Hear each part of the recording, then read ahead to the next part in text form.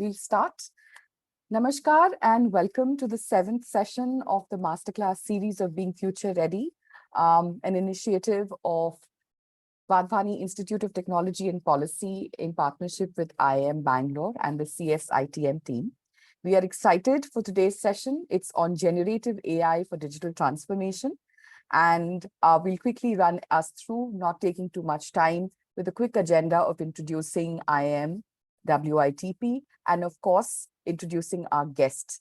So without much further ado, I would like to invite Venkatesh from IIM Bangalore, the CSITM team. Venkatesh, over to you. Thank you, Prabhi. Good morning and good evening. This is Venkatesh Balakrishnan. I manage the Center for Software and IT Management. On behalf of the Center and IIM Bangalore, I extend a warm welcome to the speaker of today, Mr. Eshwar Belani, Prakashji, the faculty of IIM Bangalore, the entire of Vadhvani Foundation team, and all the participants. I shall give a 1-minute introduction of the Center for the benefit of those who are joining this session for the first time. This center has been in existence from 1998, and this year, incidentally, marks the Silver Jubilee year for the center. And over years of existence, it has established a huge network of resources, and they include academics, professionals from all walks of the industry, and also government officials. And we support research and training activities. And some of the focus areas of interest are artificial intelligence, digital transformation, product management, digital governance. And the event of today is of particular interest. And as we sent out the invitation, many people, many institutes such as the IITs and the IIMs were asking whether they should be forwarded to their alumni group. And we said, by all means. And we do see a lot of interest in this topic. And we are pretty sure that there is going to be good interest shown by a huge turnout and then follow-up questions. And with that, I welcome you all once again and hand it back to Prabhi to take it forward. Wonderful. Thank you, Venkatesh, and also congratulations again for the 25 years. Without much further ado, I would also now like to invite Shri Prakash Kumar, CEO for WITP, Vadhvani Institute of Technology and Policy, to give us a quick introduction about WITP. So, thank you, Purvi, and let me welcome all the participants, almost touching 200 now, who have joined for this seminar. This initiative was set up in April 2021 by Vadhvani Foundation under an MOU which Foundation signed with Principal Scientific Advisor to the Prime Minister. And the objective is to enable digital transformation of ministries through skilling of bureaucrats, helping them to convert their ideas into projects. And also we work on policies, especially in digital era, what kind of policies we should have, as well as provide our comments and advice on new policies which get drafted. So that's what we do. In first year, we trained around 2,000 officers of central and state government. And all this exercise is done by Foundation on pro bono basis. So that's the short introduction of WITP. Once again, I welcome you all, and I hand it over to Purabi. Thank you so much, sir. And also, for all our viewers, I'm sure most of us know this by now, but those of us who are joining us for the first time or have attended maybe more than one session, a quick reminder, we have had these masterclasses starting from October of 2022, and we have managed to cover the first leg of certificates awarded for people who have attended more than 50% of our sessions. We encourage all of us to attend the upcoming sessions where we have one in each month. And upon attending 50% or more of our sessions, we of course award a certificate by IIM, CSITM and WITP. So without much further ado, I'm excited to bring our guest for today's masterclass, which is on generative AI for digital transformation, Shri Eshwar Belan from Sai Group, who's a partner. Without much further ado, I give the stage to him and we commence the session. Over to you, Great. sir. Thank you, Purvi. Maybe I can just share my screen here. Yes.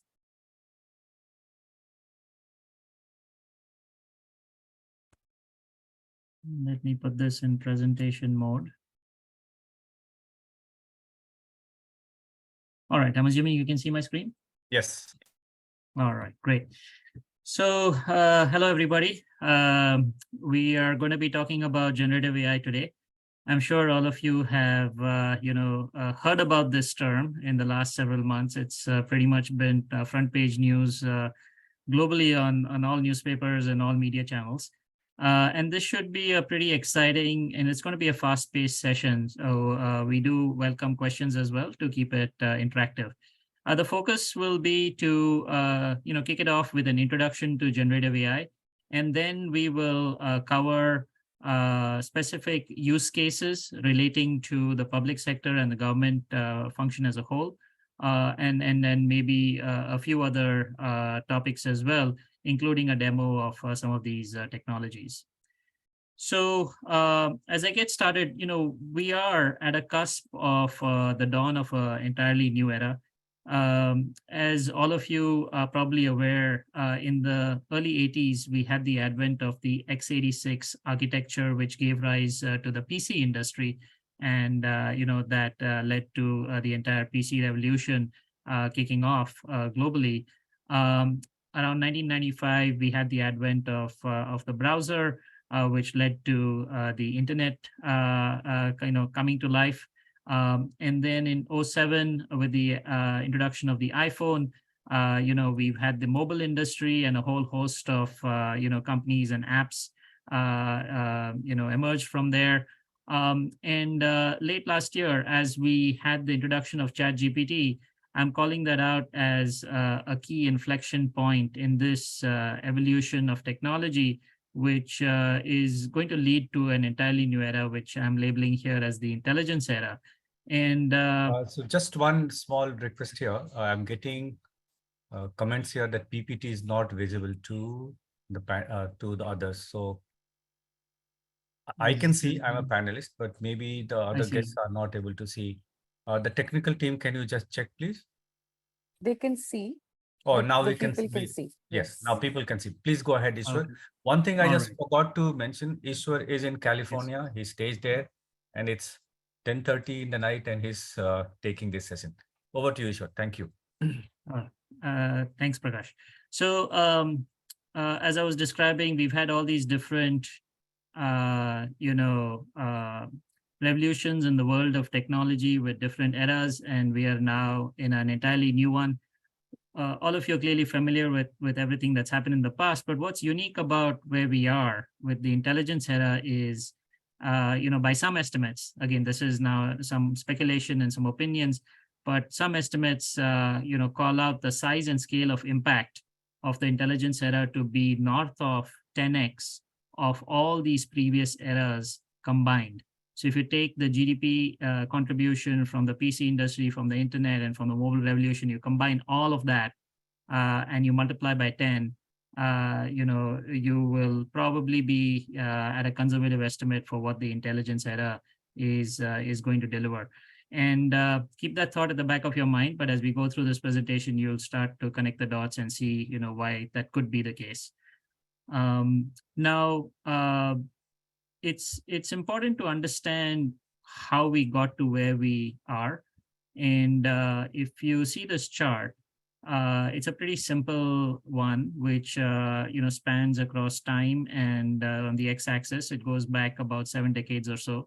And on the y-axis, we have a notion of the amount of effort that we have put in to create AI models. And we have three, different periods during this entire time frame. So the first one is, you can think of it as the pre-deep learning or the classical, machine learning kind of era, and that's this blue line here. One thing I do want to point out is the y-axis is, in logarithmic scales. So each notch on the y-axis is about 2 orders of magnitude larger than the previous one. So there's a logarithmic scale that you're seeing here. And so this line appears linear. This dotted blue line appears linear in the logarithmic scale, but it's actually an exponential line. The amount of effort that we've been putting into training our models as measured by flops is been going up at an exponential rate. Now, when we hit the deep learning era, this blue line took a steep, curve upwards. So the sloping, got steeper. And now we characterize ourselves as being in the large scale era, where the line jumped to becoming this red dotted line here. And, we are putting a far more effort into these models every time we create one. Now, I want to take a step back and, emphasize that the effort we've been taking to create these AI models has been increasing at a phenomenal rate. And that increase is correlated with the increase in the intelligence of these models as well. So, you have to keep in mind that these models are going to get more intelligent, quite quickly, at least for the foreseeable future. What we are witnessing is that we can keep focusing on, doubling down on training, and there's a corresponding increase in the intelligence of these models.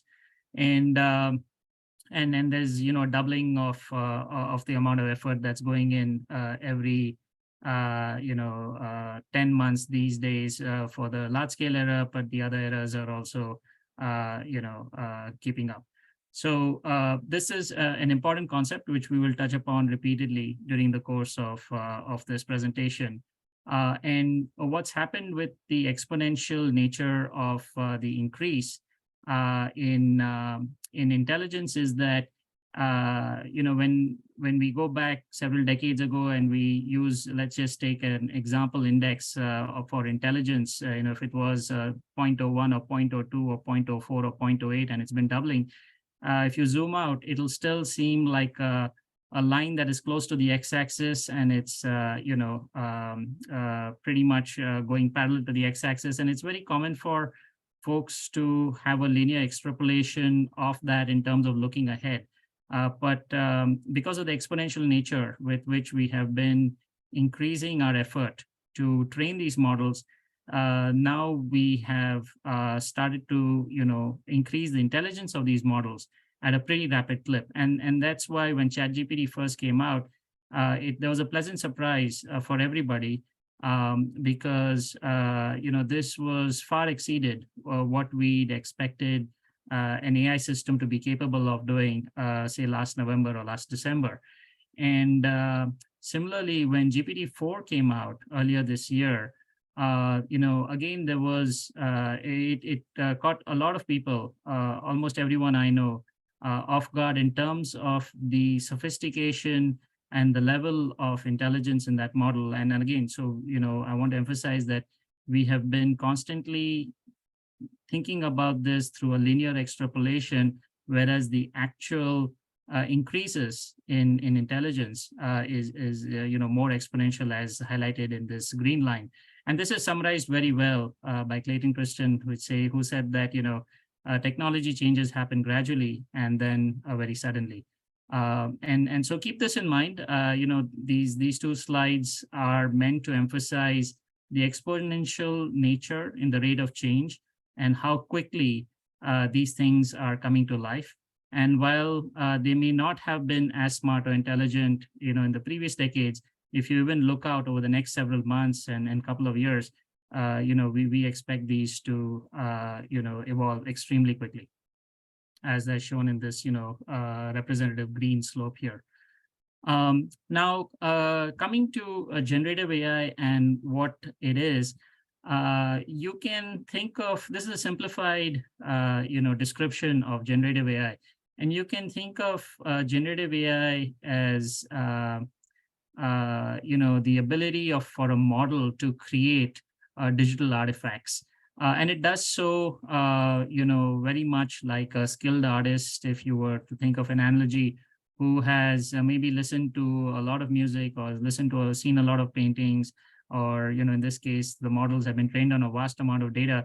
And during that training phase, and there's been a number of advances in technology as well that has led to this new era. But these new specialized models, you can think of them and call them foundation models. They have a very special way in which they absorb the intricate patterns, structures, and relationships within the data, and really build a deep understanding. And with this knowledge, they can then create something entirely new and unique.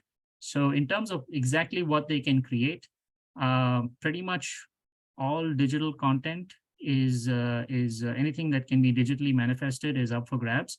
It can be created through generative AI. And this field is very rapidly moving into the physical world as well. So if there are a set of physical actions that can be taken, generative AI can power those as well. So all of you, I'm assuming at this point, have either used ChatGPT or have used Bard. And so in terms of content, the kinds of responses, these models can give you. They can give you textual, narratives. They can get very creative in writing essays, in putting together emails or blog posts, or summarizing documents, translating text. They're really good at that. In terms of audio and video and music clips, they can create those as well, and work with those too. They are really good at product designs and schematics. So we'll see, later in the deck, the whole world of drug discovery has been upended by generative AI models. And even, fields like construction and architecture, an architect can now go in with just a few prompts, describe what they'd like to see built, and these models can create architectural diagrams that are compliant with local building codes. The world of software and data has also been impacted in a big way, as these models can write software code, they can enhance code, they can comment code, they can debug code. So we're seeing very rapid improvements in the capabilities of these models there, and also with the creation of synthetic data assets. So you're not just dependent on real world data, you can now create synthetic data which retains the distribution patterns in real world data. The last bullet there is actually quite fascinating, where these models can generate instructions to take actions, and these actions could be virtual actions or physical actions if they're embodied, and then that has far-reaching ramifications, as we'll see later on in this presentation. So there's a whole host of different types of artifacts that these models can create. Now, why does it matter? Clearly, all of this has a very broad set of implications. Pretty much all domains, all roles, all industries, all functions are going to be impacted in some way or the other with generative AI.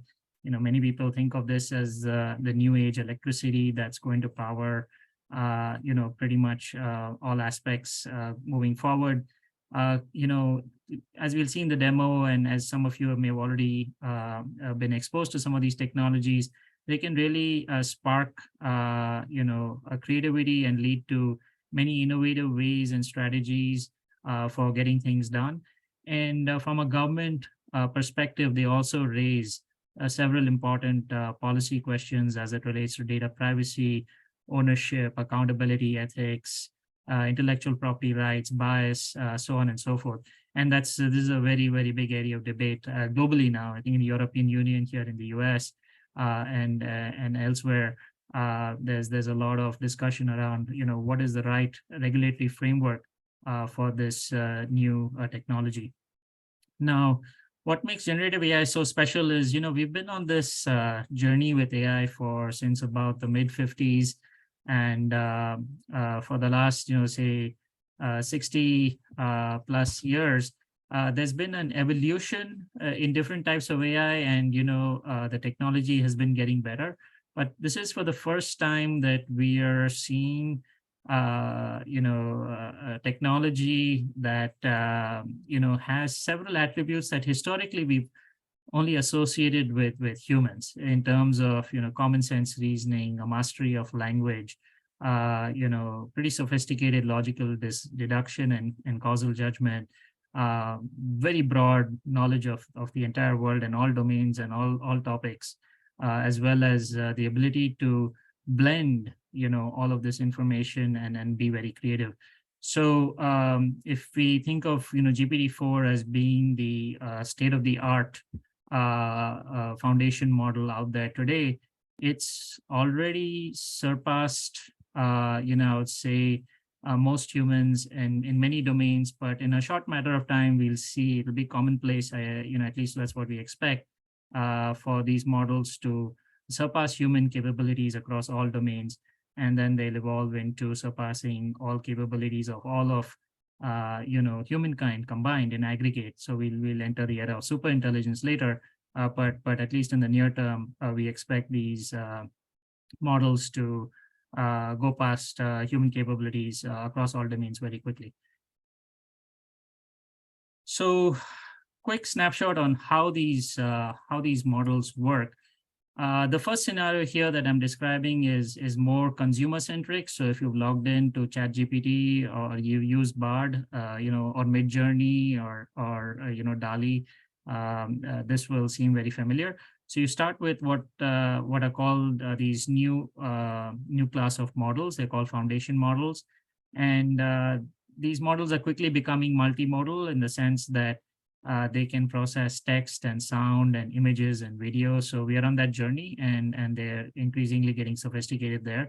So these models, the training data sets for these models is vast. It's pretty much, you can think of it at the scale of all the information on the web. Now, several of these models are also trained with a lot of proprietary information that these companies like OpenAI and Google have collected from a variety of different sources to make the models even more specialized. And so it's a pretty massive operation to train some of these models at this scale. The GPT-4 scale is north of $100 million for each model.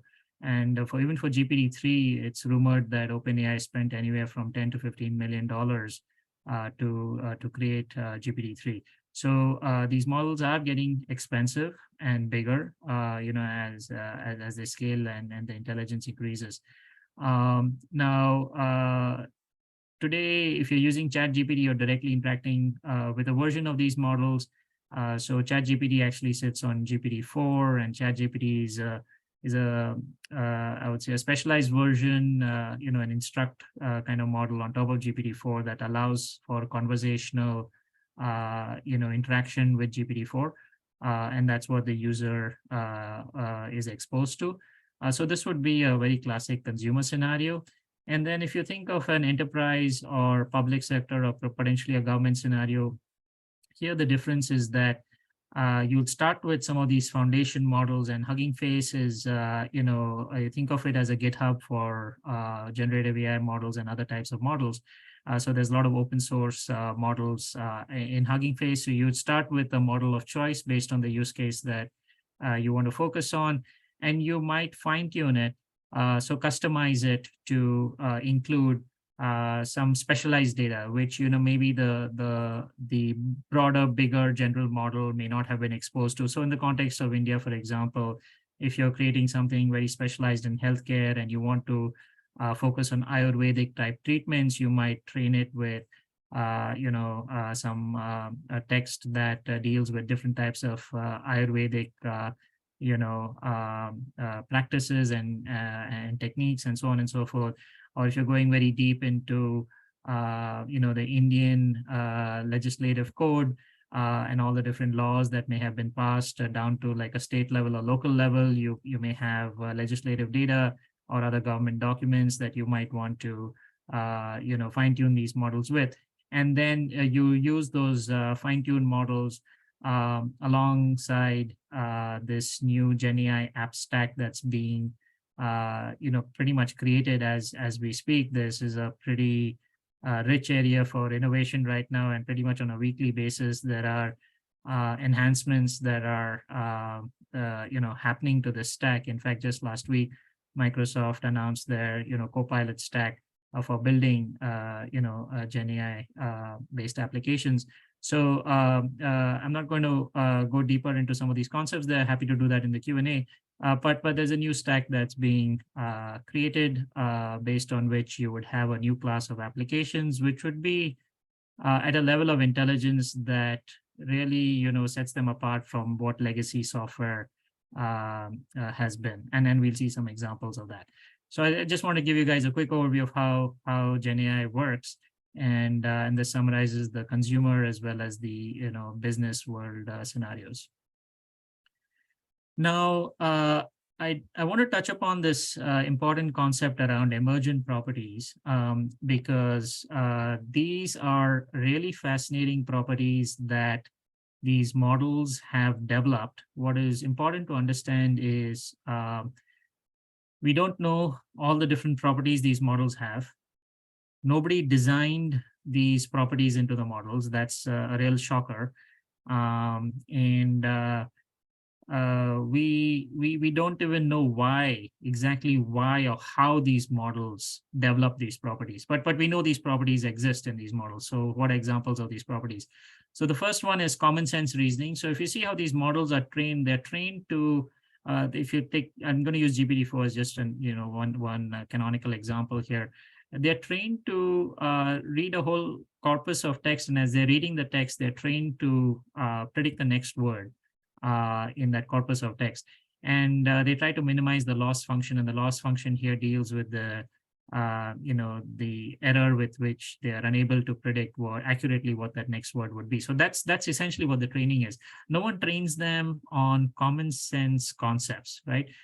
So if you told GPT-4 that it's raining outside and should I take an umbrella, GPT-4 would understand that an umbrella would protect you from the rain, and you should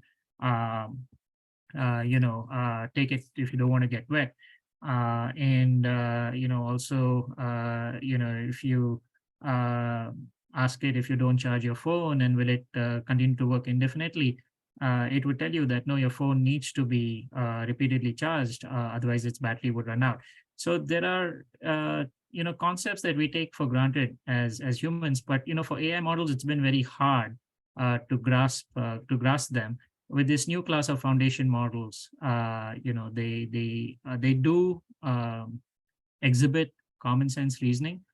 It tends to appear at different levels of scale. So some of the smaller models may not have all these properties that I'm describing, but the very large models, they do have them.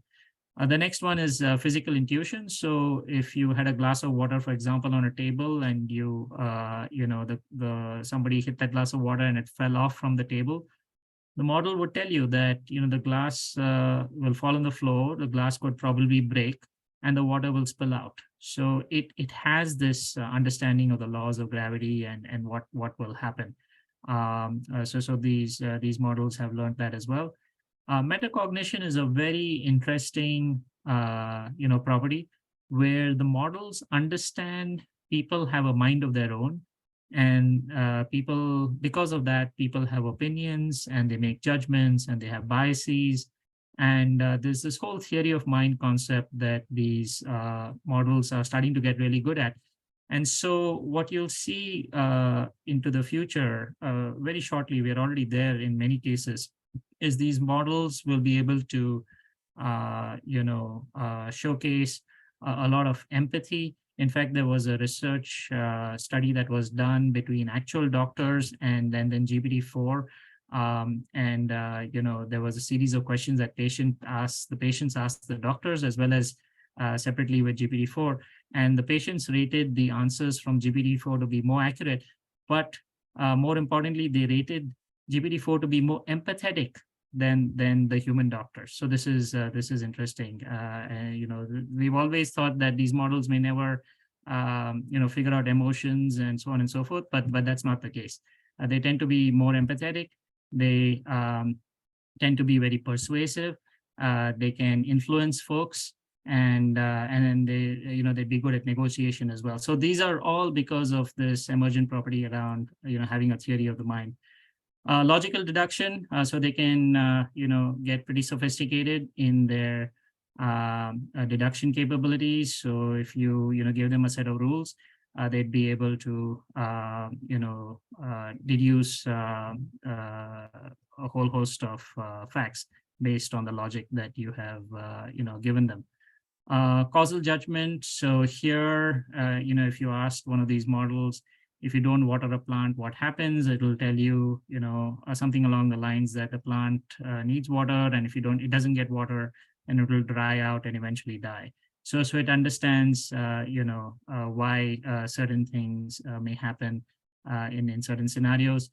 With math, the model's initial versions, if you've tried GPT 3.5, it used to make pretty embarrassing mistakes. I think GPT-4 still is making, some errors here, but by and large, the capabilities are increasing, pretty dramatically, and in many cases, they are going on to solve math Olympiad problems and very complex algebra and calculus types of problems. So the capabilities here inherently are improving very rapidly. And it's important to understand that all GPT-4 has been trained on is text. No one really taught it how to do math. It's actually within its internal layers and architecture learned the fundamentals of math and physics and chemistry and biology, and it semantically understands those concepts. Software development. So these models can now generate software code. I can show you some of this in the demo. I'm sure many of you have tried this out, and they can help you complete functions, inline code, documentation, debugging, and a whole host of things. So the whole software industry is in for a fair bit of disruption. And then tool invocation, this is a very interesting new property. So it's got very important ramifications in the context that with GPT-4 as one example, on a zero-shot basis, which means with no training examples, just given the English language description of different APIs, software APIs, it can invoke different types of tools. So it could invoke a calculator when it needs to do math. It can invoke a web browser type of agent when it needs to browse the web. And I'll show you some demos of these different tools or plugins that these things can invoke. And it all it needs is an API and an English language description of it, and they're off to the races. So this is zero-shot tool invocation, which is very fundamental. This is what allows these models to essentially effectively take actions. Now, very quickly in terms of how this starts getting used and the human involvement and how models coexist with humans. So the status quo, if you think of any task, this is where we are in terms of quality and the time it takes a large amount of time, and we have a status quo level of quality. Soon you're going to start seeing the emergence of co-pilots. These are essentially generative AI-based intelligent agents that will help and assist you with different tasks, and we'll talk a lot more about these co-pilots. And then in the very near future, we do expect to see autopilots emerge as well, and these autopilots will need to be given some direction, some objective, seeded with some conditions, and then they'd be off on their own to deliver whatever is being asked of them. Just here in the city of San Francisco, in terms of real autopilots, recently, a few weeks ago, we now have autopilot taxis. So there's really no driver in the taxi, but you ask for a taxi and the car pulls up and you get in and you go to your destination. So we have real autopilots on the roads here in the Bay Area. So with that, now I'm going to shift gears and get into a series of demos. This is going to be a really fun part of the presentation. And we're going to start with ChatGPT. I'll just pause here if there are any relevant questions, or should I move into the demos? So there are some questions here, if you could take them. Sure. I start with similar question from Sarvesh Bandhu and Ravi Shankar. they talk about how feasible, easy, difficult it is for a company or government to train or fine-tune ChatGPT to their data. And the second one is, can we have a private implementation based on generative AI platforms? Since it needs to learn our data, our documents, we cannot expose our information, our corporate or government information or data to everyone. So that's the first question. For sure. So yeah, with GPT from OpenAI, version 3.5, you can absolutely fine tune with your own data. The world of fine tuning is slightly complicated. There is a notion of fine tuning where you're training the model to identify new patterns, and that's the type of fine tuning that GPT 3.5 supports today.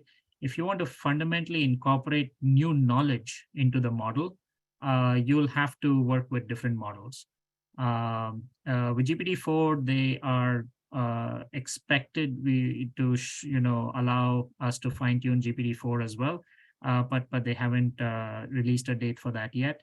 Now, using again GPT 3.5 with Microsoft Azure, you can use the Azure OpenAI service to create a tenant, and then you can you'd have all the data protections that that you'd need to work with your own data and fine tune these models. Now, I responded with GPT because the question had GPT, but there are a whole host of open source models. There are models from other vendors as well that you can take, and you can fine tune to incorporate new knowledge, or just pattern match and help them figure out new tasks. And there are many vendors that allow you to do that, and you have a lot of flexibility with the open source world too. And with these others, you can certainly run them in the context of your own tenant, your own environment, so you'll have all the data privacy and protections that you need. Ishwar, the second question is from two bureaucrats, Anshuman from Cabinet Secretariat and Arun Goel. One is, for young civil servants in India, what is a suggested way for learning the policy safeguards that are needed today and in future for governing these emerging technologies? That's one. And the second one is, what are the tools available free of cost and available which a government servant can use? I see. So the policy safeguards, that is a very active area for discussion. We are still trying to figure out, what are the right guardrails for these models. You're probably familiar that these models, they are still in their very, very early days of evolution in the grand scheme, and so they tend to have some issues, and these issues are along the lines of they tend to sometimes make up an answer, and they do so reasonably confidently. So you really don't know if this is factual or not. So those are called hallucinations. There may be biases or other discriminatory information in the training data sets, which could get amplified by these models. So that's another class of problems. There are a few other risks which I will call out later in the presentation, but to read up and come up to speed with all the different risks, there's no one source. So you'll have to keep up with the news in this area, in this area.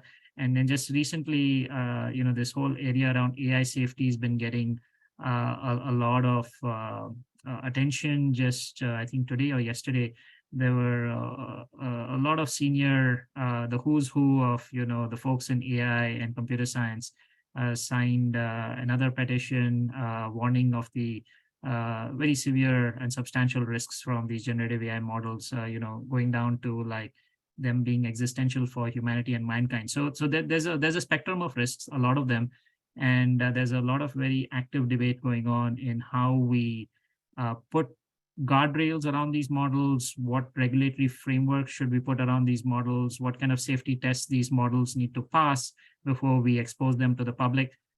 No answers. There are lots of questions here and lots of active debate, and we're trying to balance, not to be very heavy-handed on a regulatory side, but at the same time, we want to, take care of all these risks as well. And the second question, part of the question was, what are the free tools?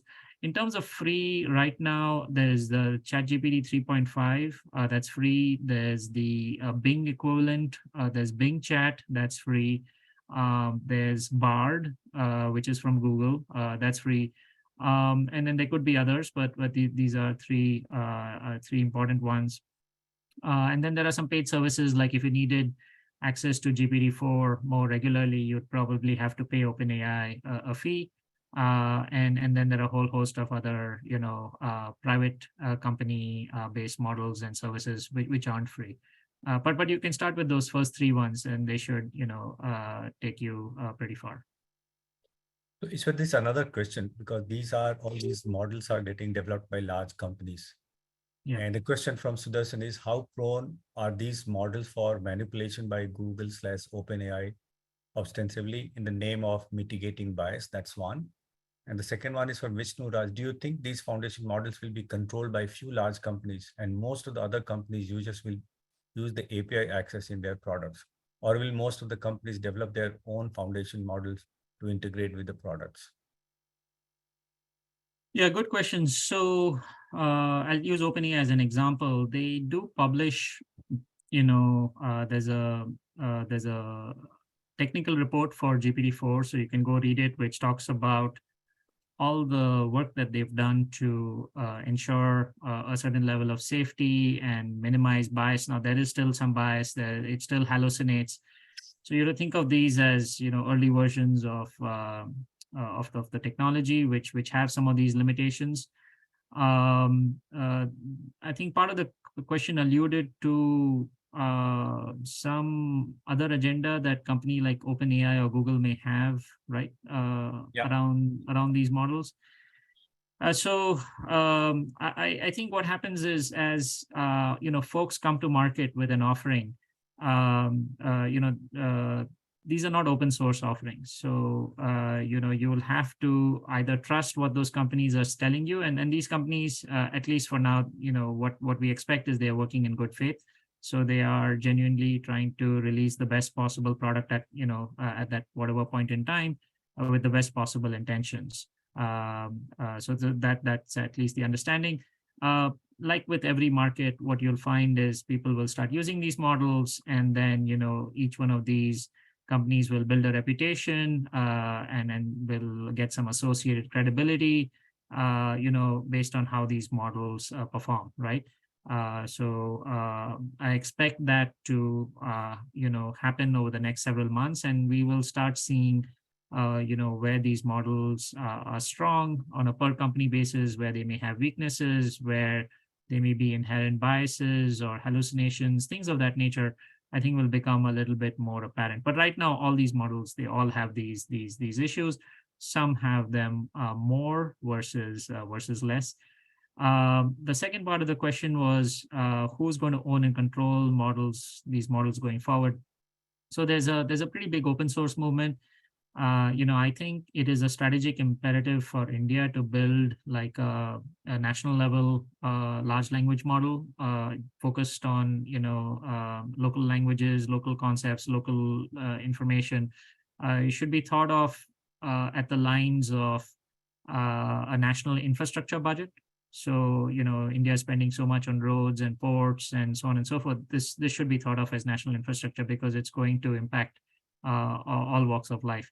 Now, having said that, there are a whole host of open source models, and what I expect is different companies will use different models based on the use case. It's all going to be driven based off of a use case. And if it's a very focused use case, you may not need the full power and glory of one of these extra Excel models, super large models.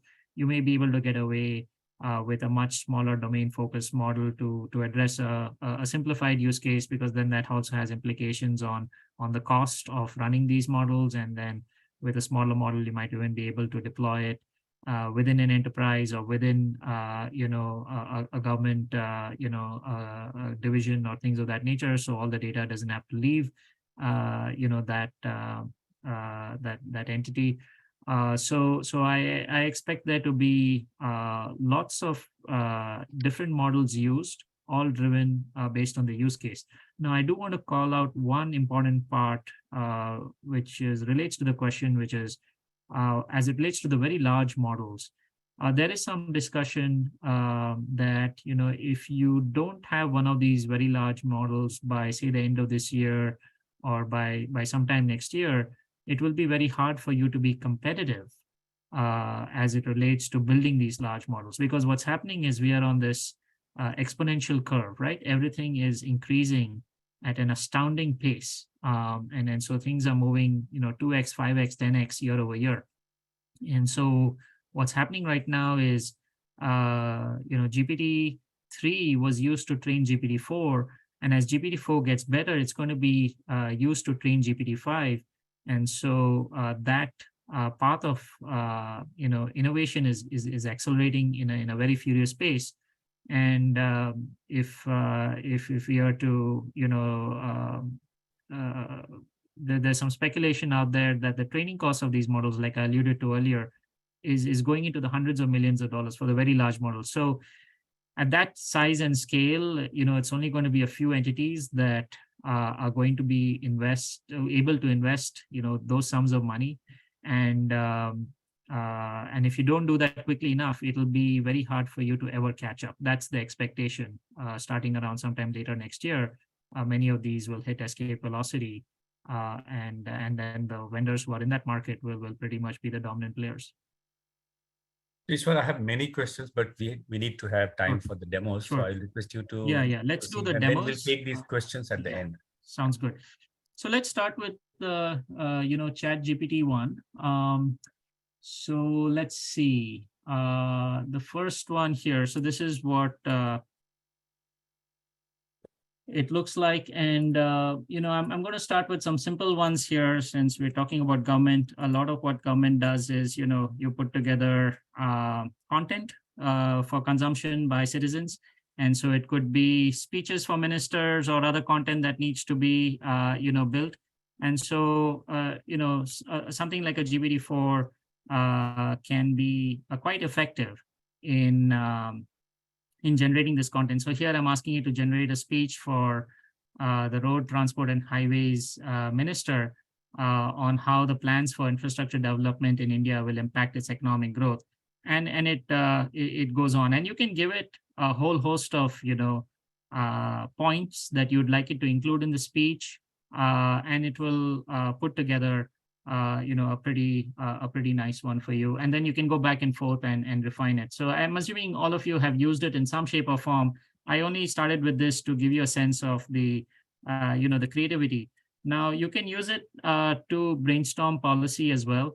So here we are asking for a proposal for improving digital literacy in the rural parts of India. So it puts together an initial draft of a policy that one could review and iterate upon, and you can go back and forth with GPT-4 on different parts of the policy, with like the initiatives and the implementation strategy and so on and so forth. So pretty much any topic question that you have in mind, use GPT-4 or GPT 3.5. I would recommend using GPT-4 to the degree you can, because there's a big gulf between the capabilities of 3.5 and 4. It's very, very material. So please use 4 to the degree you can, and you will get, I would say, good quality, reasonably good quality output, which you can then review, refine, and iterate. And this is where we are today with GPT-4. And as new versions of 4 come out and eventually 5 comes out, this will only get better. Now, the other thing I want to,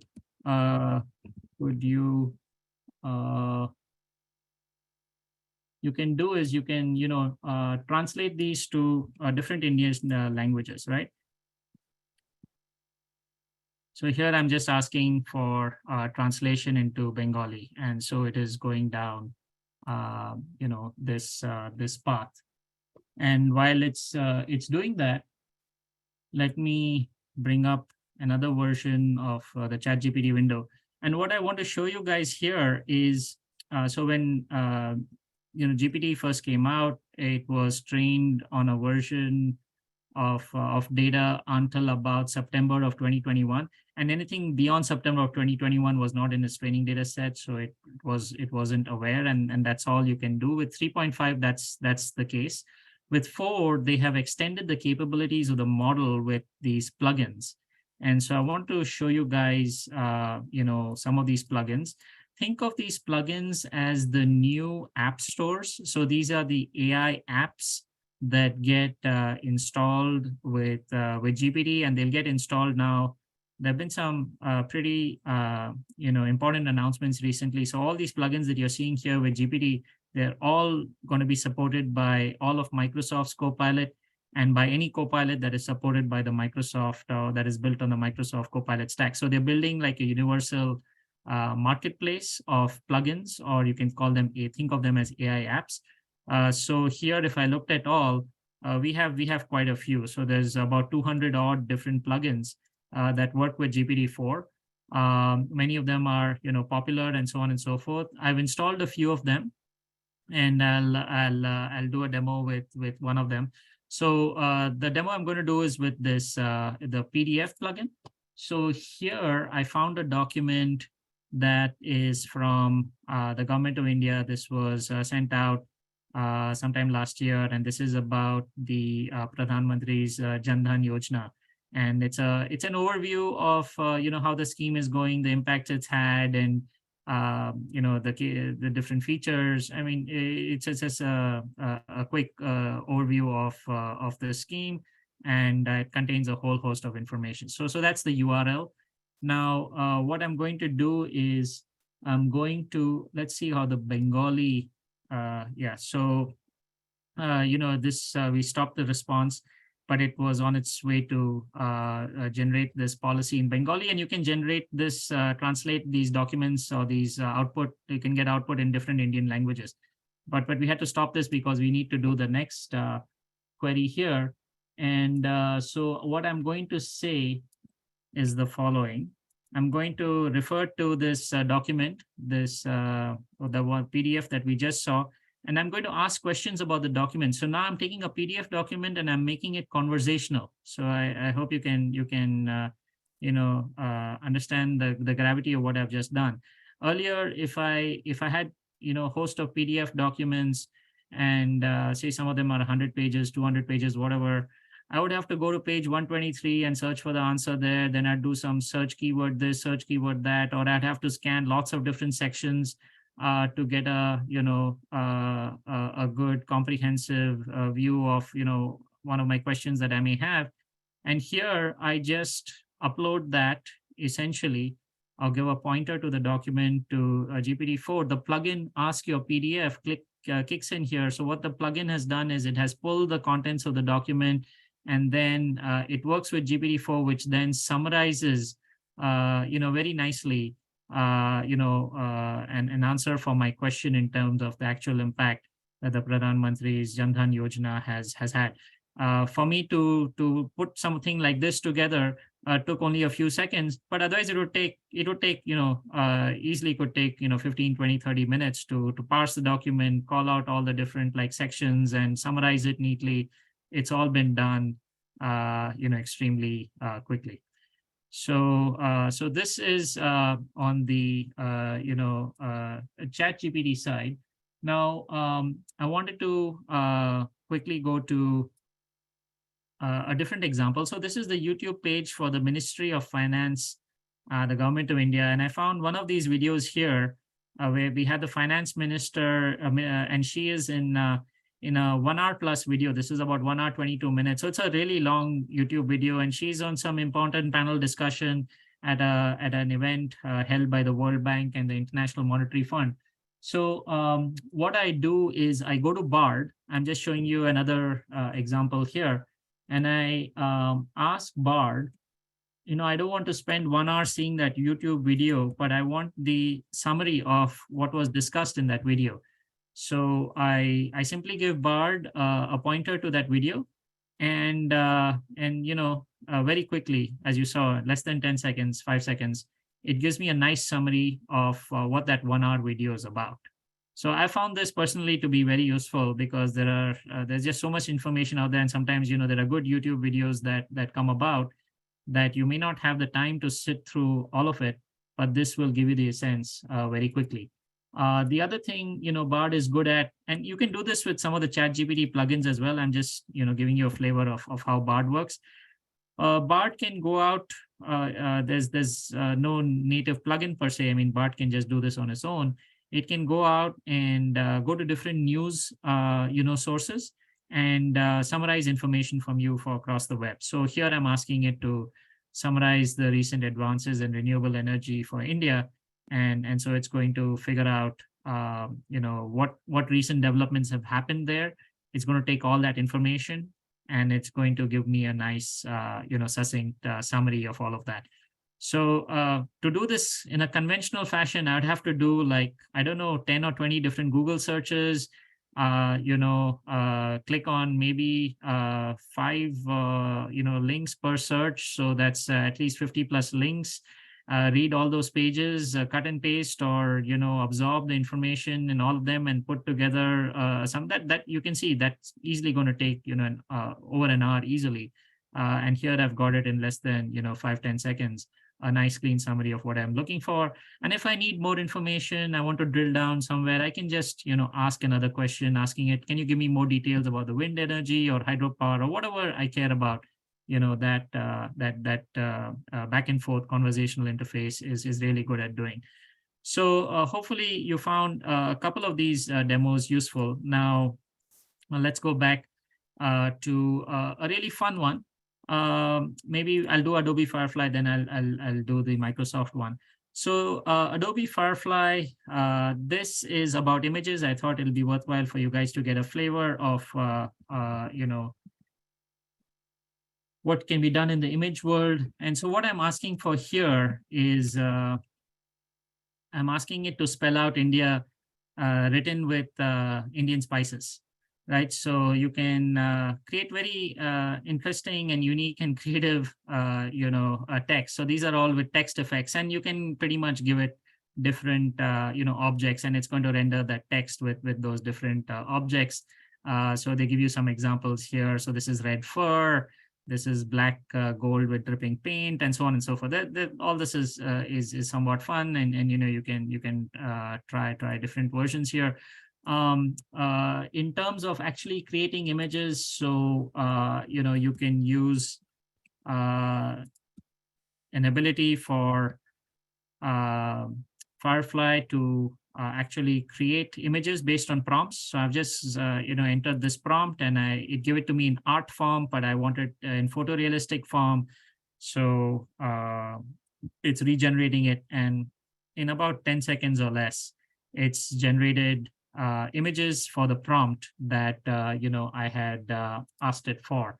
So you can include, and I have some images in my deck which I created using Firefly. You can just put in different prompts, and for whatever for all kinds of different communication needs you may have at the government or for websites, you may need to create all kinds of different images. Many of these could be custom images focused on the issue at hand or the Indian context. Use prompts and you can generate these images. So very fascinating stuff being done at Adobe, and there's a 1-minute video that I'm going to play here, which will give you a flavor of what this world is evolving into.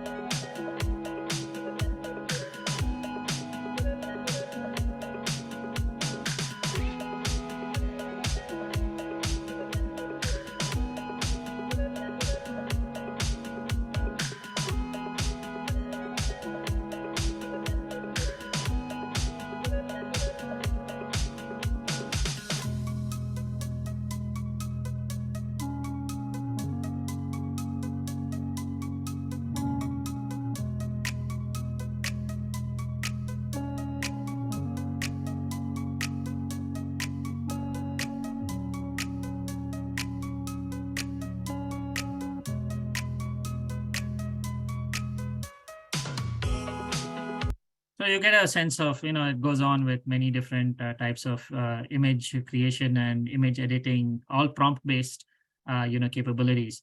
So that was a little bit of fun and color. Now I'd like to maybe spend some time on Adept, and I'll play another video. Adept, I'm just calling out as an interesting company. They are creating what are called action-based transformers, but essentially these are systems that can take action. And so I'm going to bring up one demo just to give you a sense of how this would work. Here, Redfin is a popular site in the US which has real estate information. And what you're doing as a user is you're telling the Adept, model that you want to find a house in Houston for a family of 4 at a certain budget of 600,000 US dollars. So the moment you enter that prompt, it goes to the Redfin site. So now I'll just pause this. What Adept has done is it has trained the model to fundamentally understand how a browser works. So they have entirely focused on the browser, so they can pretty much use a browser just like a human being could. So just as you saw, GPT-4 when it was writing a speech, or it was helping you draft a policy, it was spitting out one word after the next.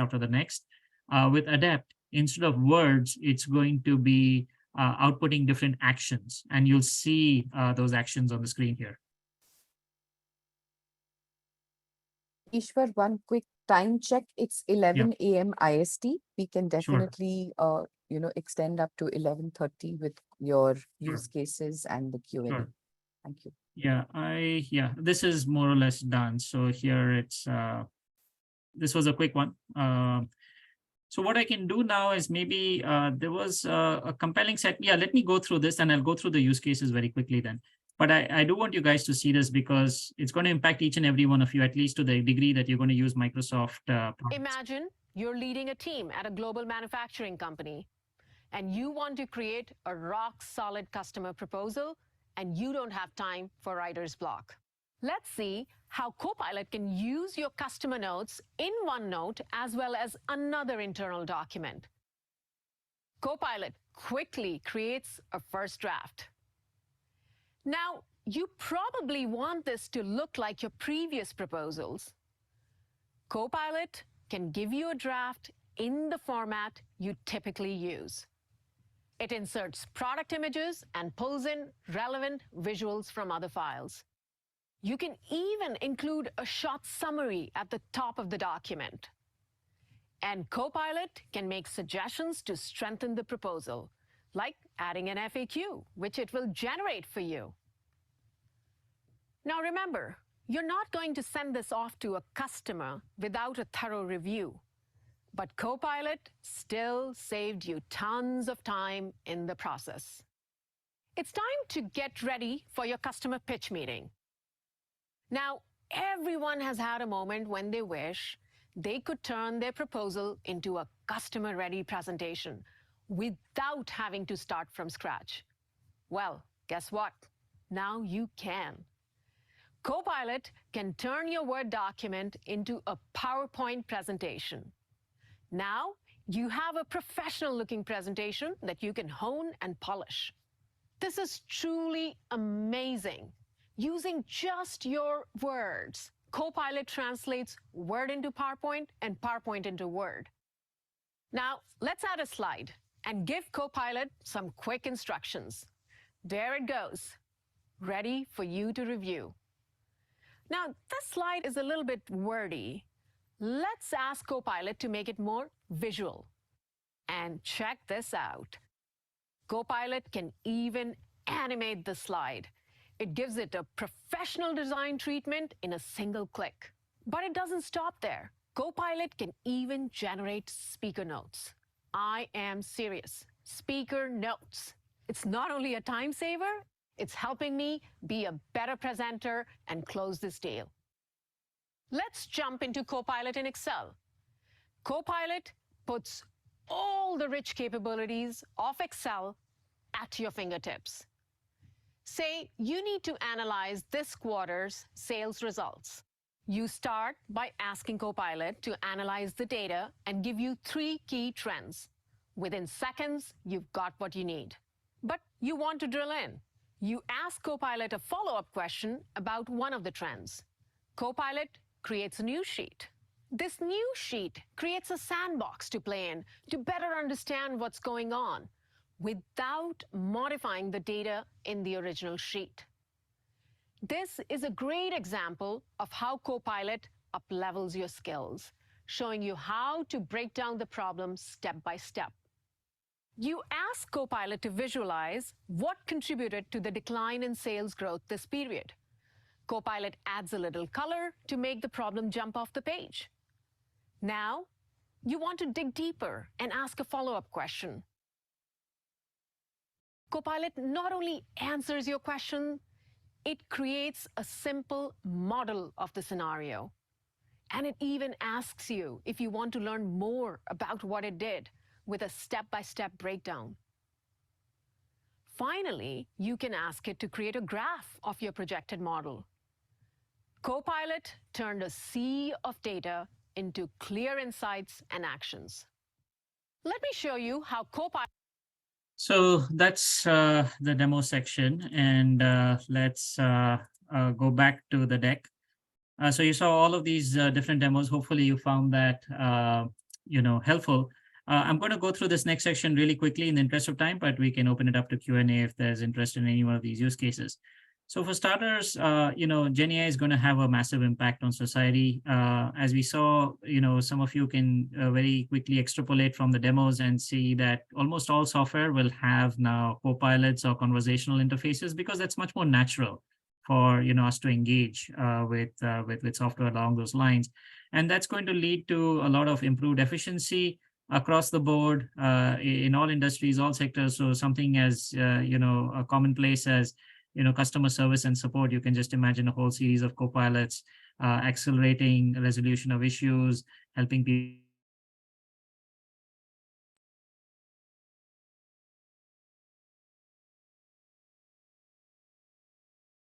cost of treatment, assistance to nurses and doctors, and much more proactive care for patients. Personalized education, we see there's a slide on that with adaptive learning and student and faculty support. Productivity, you just saw, creating Word documents or any kind of document or emails or presentations or reports. Now you work at a much higher level of abstraction. You're no longer doing the nitty-gritty detail work. You're just giving out prompts and the work is getting done for you. You're reviewing, editing, refining, but you're not building things from scratch.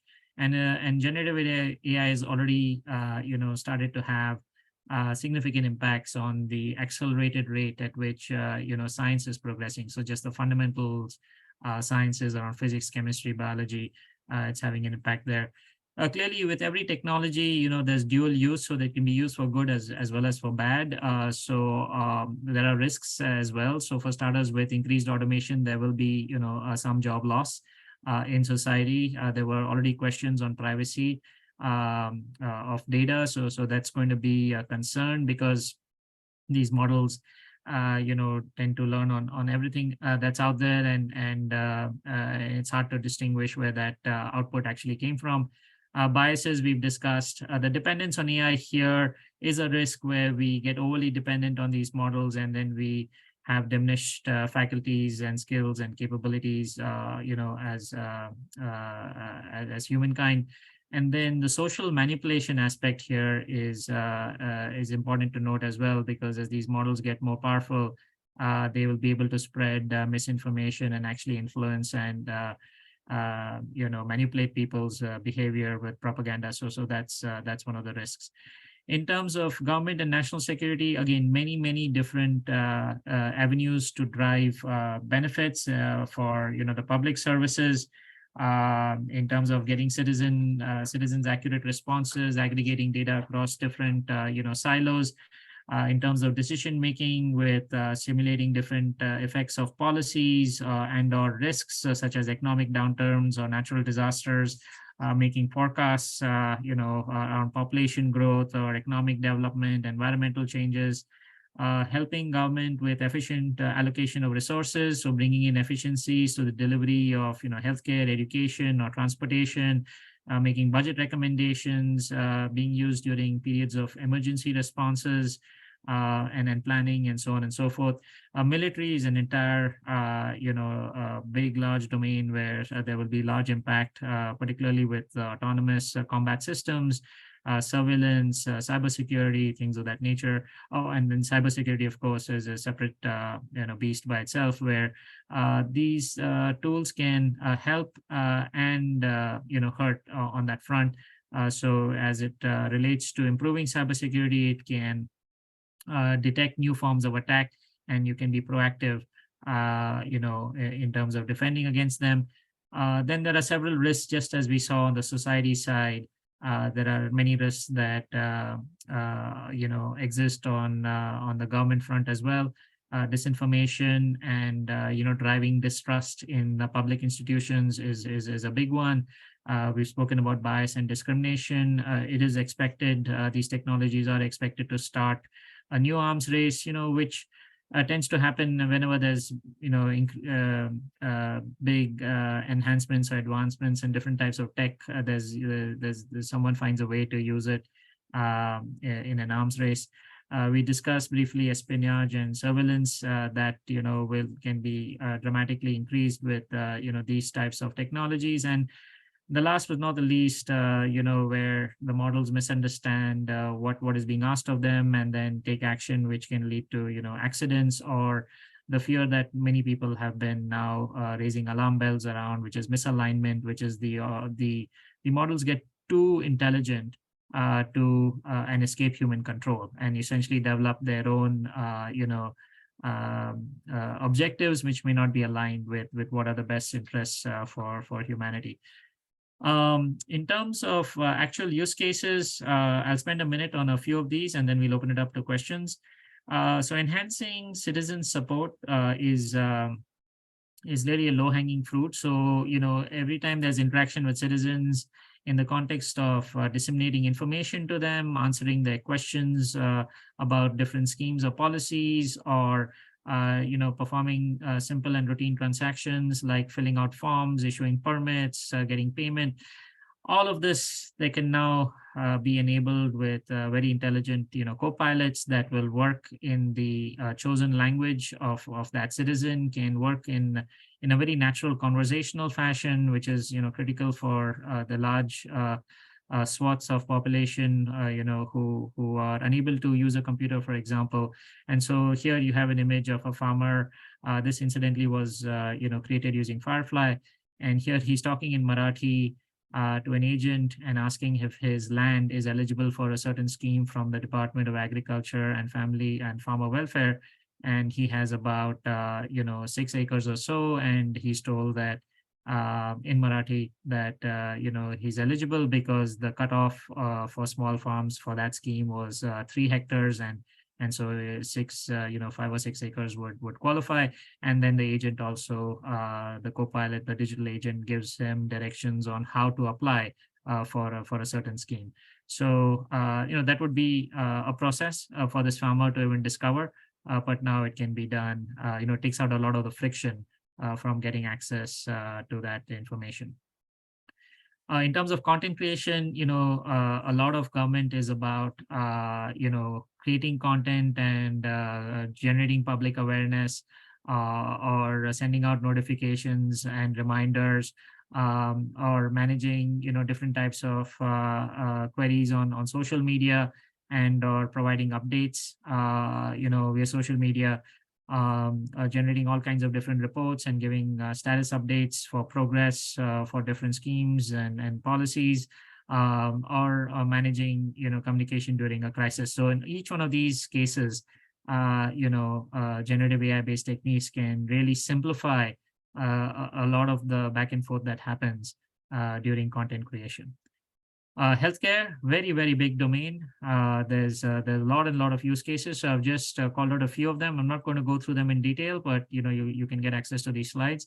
So first one is co-pilots for nurses and healthcare workers in general.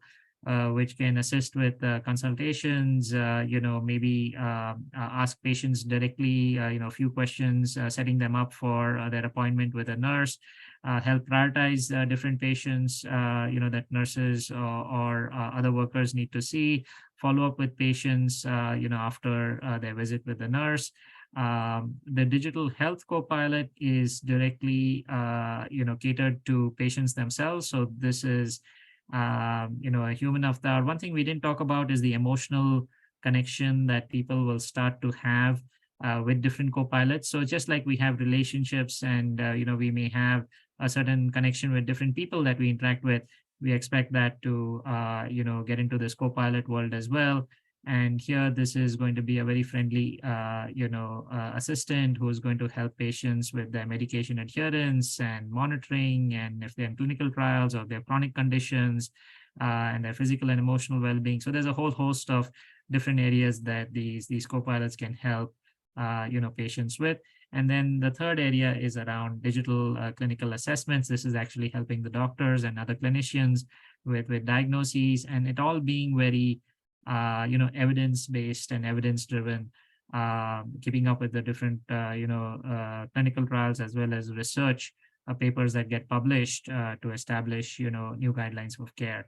So healthcare is ripe with a lot of opportunity. I think this is a 10x kind of, 100x kind of area where we can bring the costs of healthcare down, and as well as improve the quality of healthcare. Education is another big one with students. So there's adaptive learning and assistance. So the pacing at which these courses go, the degree of difficulty with which they're given assignments, all of that is calibrated to the individual needs of the patient. So these, Gen AI based tutors can help do that. Also can help different students, perhaps in college or in other places, with career guidance and placement advice. With faculty, can help them with curriculum development. So there's a lot of content that can be created for different subjects, as well as with teaching assistants in terms of monitoring and tracking student progress, as well as giving advice on what are the best next steps for a student, providing analytics, things of that nature. So all of this can be put in at scale, at the country level, national scope, and really raise the bar with how students are educated. Defense, there are a number of different use cases here. I'm not going to go through all of them, but in the interest of time, we can do this in the Q&A if there's interest. But there are a whole series of different new capabilities that can be created, and new competencies that can be built to further strengthen the defense establishment at India. And this is rapidly happening across the world right now. Last but not the least, in all the other industries, each one of these industries, there are several different use cases for generative AI. Again, I'm just going to leave this slide up here. I'm not going to go through each one of these in detail, but happy to take questions. And with that, I think I'm at the end of this presentation, the prepared remarks, and maybe Purbi and I'll hand over to you. Sure. Thank you, Eshwar. We will now quickly look at the questions that we've received. There's an abundance of questions we've received, and I'll invite Prakashji to come and moderate these questions with you, Eshwar. Prakashji. So, Eshwar, there are a large number of questions. We won't be able to handle all of them. So what we do generally, we provide answers along with the PDF of the PowerPoint slide. However, let me just get some of them which were asked in the beginning. One is the limitation of ChatGPT, which you have already covered here. And other question is, one is how good are summary generated by this technology on some specific domain? Example, biomedical domain. We have PubMed trained transformer models already. Does this give better results than that is generating abstracts? For example, is there a benchmark or technical report summary? Yeah, that's a good question. I don't know of a benchmark for summarization. It'll be worthwhile to look that up. But I can tell you, like a BARD or a GPT-4, if you give it some source, document, it can do a pretty high quality job of generating a summary.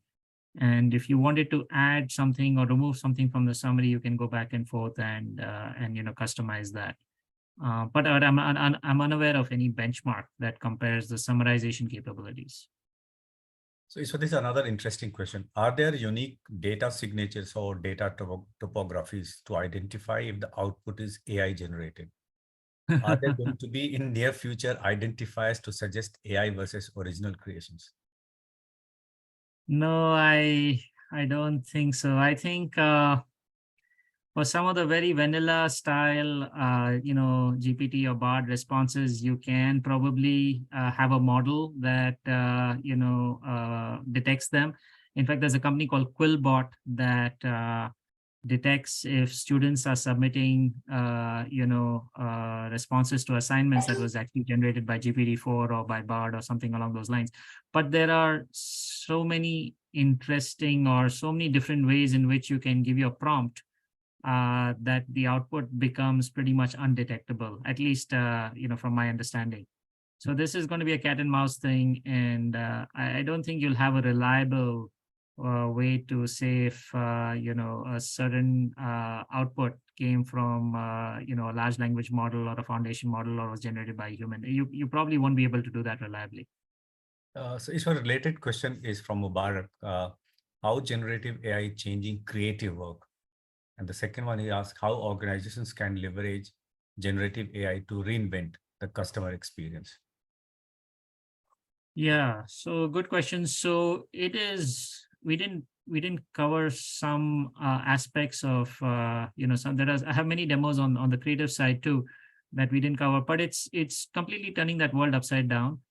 We took pride as being humans and coming up with creative new novel ideas, but now it's with something like a Bard or a GPT-4, particularly with GPT-4, it is coming up with very fascinating new creative pieces of work by itself. You also see that in something like a Firefly with images.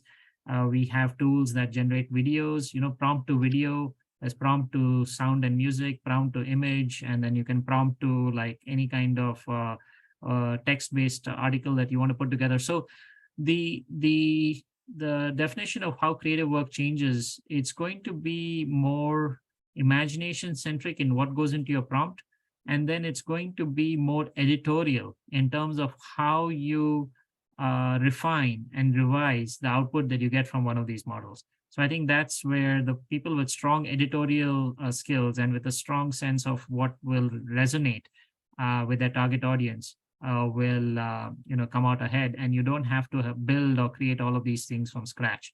Now, in terms of how companies use this for the customer journey, there are so many different ways. So for starters, personalized messaging, personalized, recommendations for different types of products, personalized service and support. If you look at every aspect of the customer end-to-end journey and life cycle, generative AI probably has a role to play in improving each and every one of those touch points and stages. Another question here, which is, different way of looking at it. It says, do you see another AI winter coming up? The latest activity is resource intensive and companies will face a cost benefit chasm soon. I'm sorry, do I see a what? An AI? AI winter coming up because of winter. Oh, AI yeah, winter. yeah. Not in the foreseeable future. No, I think at least from everything I'm seeing and hearing here in the Valley, we have the current paradigm that we are in has a fair bit of room to grow, and we can continue to innovate and drive the intelligence bar higher. So at least for the foreseeable future, I don't see a winter. Oh, so this is another very interesting question. Can AI sabotage hinder other AI platforms? For example, can ChatGPT assess and deduce Bard AI to be competition or react to it? Is it capable to get out of hand and act independently without us humans actually knowing it? Yeah. So on the first one, Bard and ChatGPT know of each other, so you can ask Bard about ChatGPT. It'll tell you what it thinks. So it's not like these things don't know each Siri other. and Alexa, yeah. Yeah, something along those lines. And the second part of your question is one of those existential concerns that some of the smartest people in the world of computer science and AI have signed a petition raising alarm bells that there is a distinct possibility that these things could escape human control and drive their own agenda. It is a distinct possibility. So we have lots of people from IIM here, and one of the questions I'm sure is from a faculty member. How can generative AI be disruptive in higher education industry?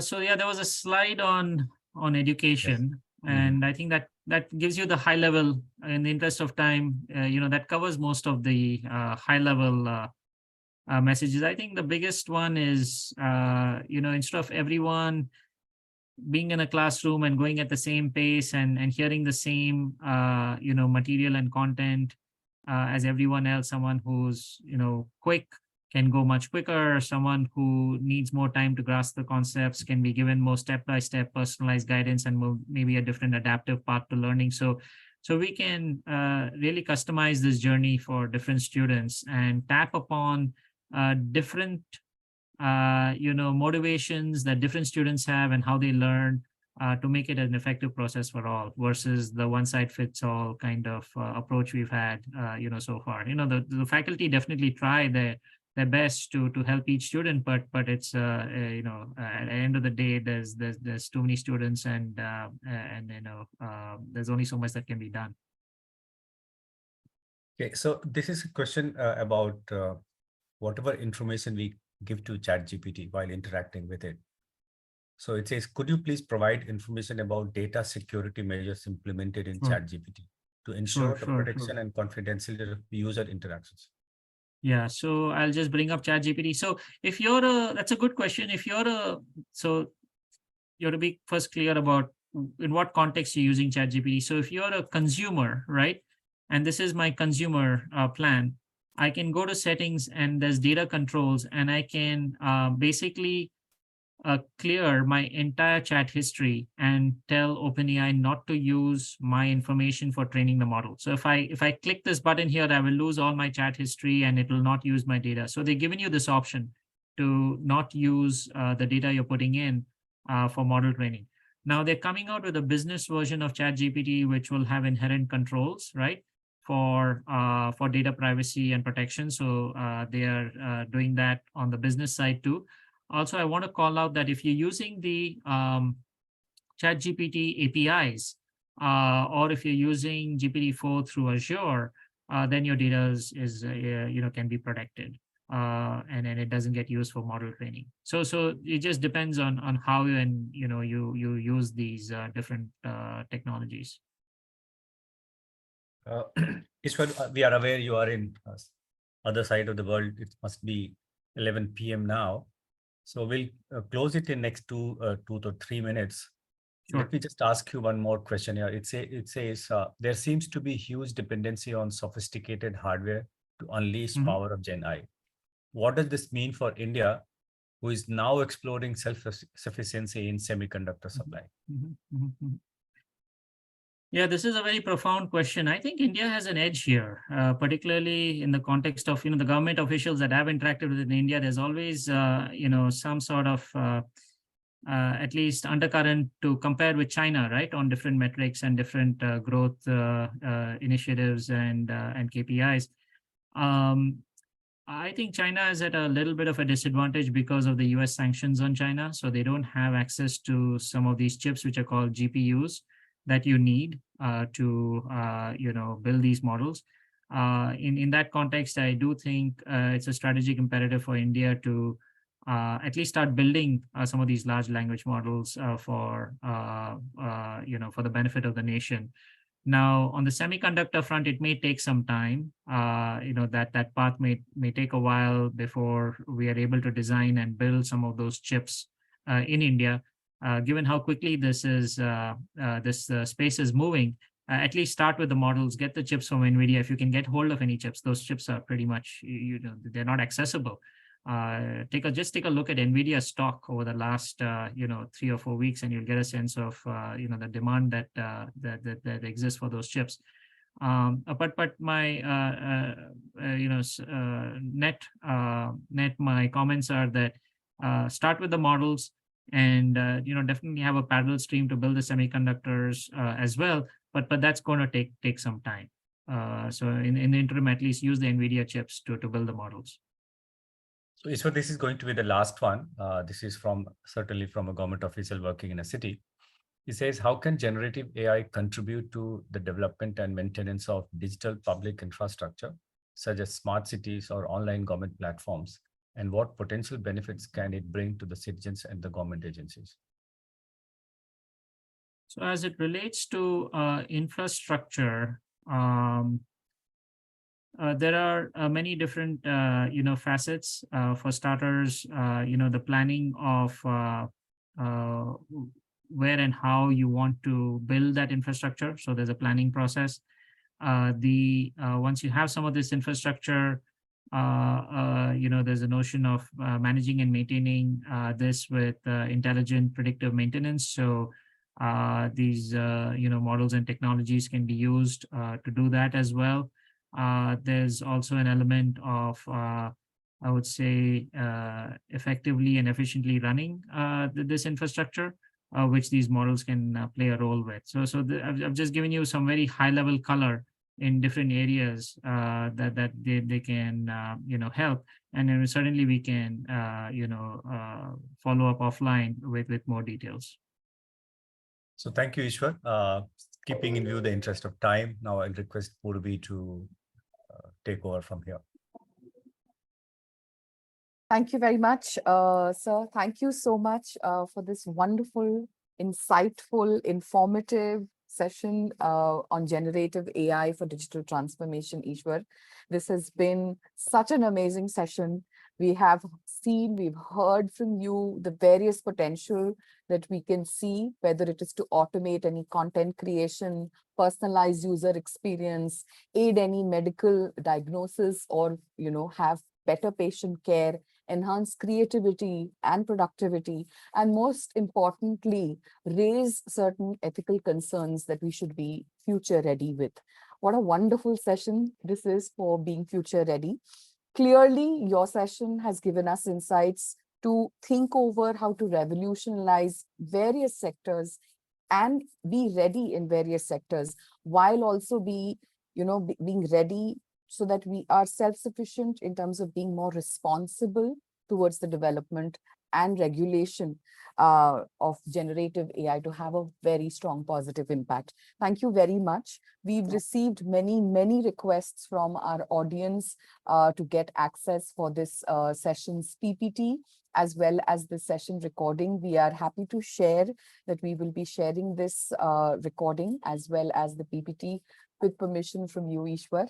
And the sad part is the time has fallen short for us, but nonetheless, if there are any specific questions that we have, would it be okay if we send them to you, Eshwar? Of course, is that yes. okay? I'll be happy to answer. Yeah, I'm just scanning through some of the questions. There are quite a few, so happy to answer them offline.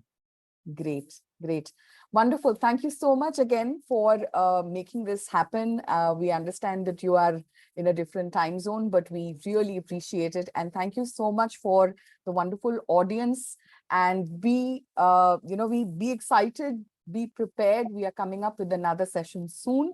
And thank you again for everybody to be here. Thank you again. You have lots of accolades you can see in the chat side.